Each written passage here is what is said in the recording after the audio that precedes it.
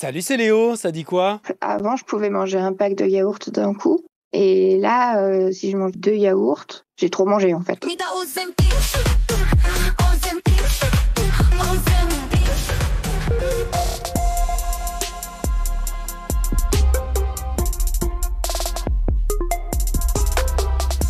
Ce matin, je te parle d'un nouveau traitement anti-obésité autorisé depuis la semaine dernière en France, un coupe-faim, le Wegovy. C'est gentil, mais en ce moment, je suis pas très faim. 8000 patients français l'ont déjà testé avant son arrivée sur le marché.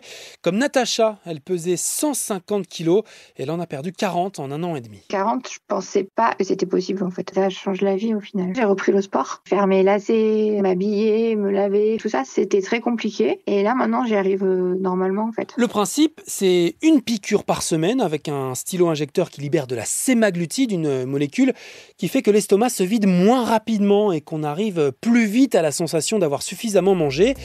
C'est la même molécule utilisée par l'antidiabétique Ozempic, fabriqué par le même laboratoire danois, Novo Nordisk, et dont l'usage détourné par des influenceuses avec quelques kilos en trop fait polémique depuis plusieurs mois, surtout aux États-Unis. De l'Ozempic dans le frigo des Kardashians. It's giving Ozempic. La solution magique pour perdre du poids, l'Ozempic, ou pas. Ouais, là ma collègue de France Info, Solène Lehen, m'explique que la France fait tout pour éviter le même phénomène avec le Wegovy et avec un autre médicament qui va lui aussi bientôt être vendu en pharmacie, le Mounjaro.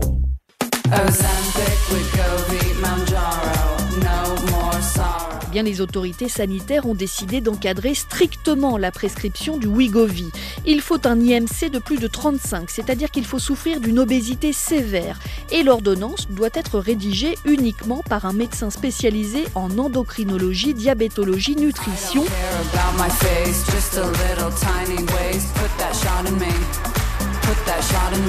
Bon, franchement, un médicament comme ça qui donne son nom à un titre électro, on peut se poser des questions, hein.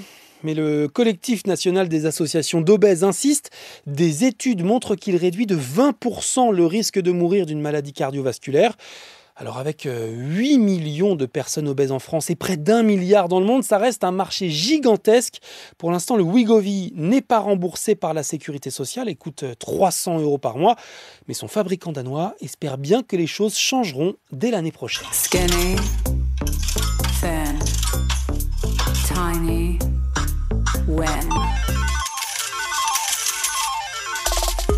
Dans l'actu ce mercredi 16 octobre, Kylian Mbappé... Totalement éberlué de voir cette espèce d'emballement médiatique. C'est son avocate qui le dit hier soir aux 20h de TF1. Elle va déposer plainte pour dénonciation calomnieuse, alors que selon plusieurs médias suédois, il serait cité dans une enquête pour viol à Stockholm.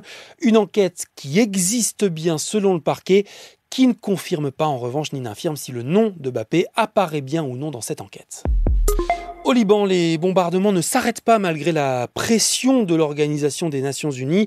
Le Premier ministre israélien, toujours opposé ce mercredi à tout projet de cessez-le-feu, et qui se permet une leçon d'histoire à Emmanuel Macron, qui estimait hier que Benyamin Netanyahou ne devait pas oublier qu'Israël a été créé par l'ONU. Selon le Premier ministre israélien, la France, elle, ne doit pas oublier le régime de Vichy et sa collaboration avec les nazis. Sinon, tu te souviens d'Amandine Buchard? Oui, c'est bien fait. Oui, c'est marqué. La judoka française médaillée de bronze aux JO de Paris se prépare déjà pour les Jeux de Los Angeles en 2028. Mais alors pas que sur les tatamis. Elle vient de signer au Stade Français, section judo donc, mais aussi dans l'équipe de rugby à 7. Alors ça c'est sûr, je vais pas m'ennuyer. Moi au contraire, j'adore. Tu sens que ça travaille. Ça va faire mal demain matin. Ah bah c'est clair que là, les semaines d'entraînement vont être chargées pour Amandine Buchard, même si elle avait déjà fait du rugby à 7 avant d'intégrer l'équipe de France de judo. Mais la présidente du Stade Français Omnisport, Pascale Picmal, fera attention à ce qu'elle trouve son équilibre dans ces deux sports. Encore une fois, on est sur un projet à 4 ans. Avec au bout donc l'objectif de rejoindre les 3 seuls sportifs français médaillés dans 2 sports différents au JO. C'était en 1900, Charles Gondouin, Émile Sarad et Jean Collat médaillés d'or en rugby et d'argent au tir à la corde. Allez, je termine cet épisode par une sortie ciné. J'arrête pas de voir ce visage partout. De quoi bien préparer les vacances de la Toussaint et Halloween avec la sortie ce mercredi de Smile 2. Vous avez vu la mort en face et maintenant ça vous poursuit.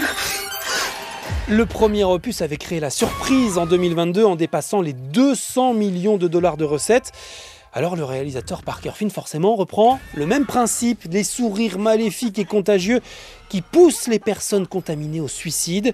Et si t'as vu une des affiches de ce Smile 2, t'as peut-être eu l'impression de reconnaître le sourire de Jack Nicholson dans le film d'horreur culte de 1980, Shining. C'est tout simplement parce que c'est son fils Ray Nicholson qui est au casting. Here's Johnny. Here's Léo de France Info. Allez, ciao.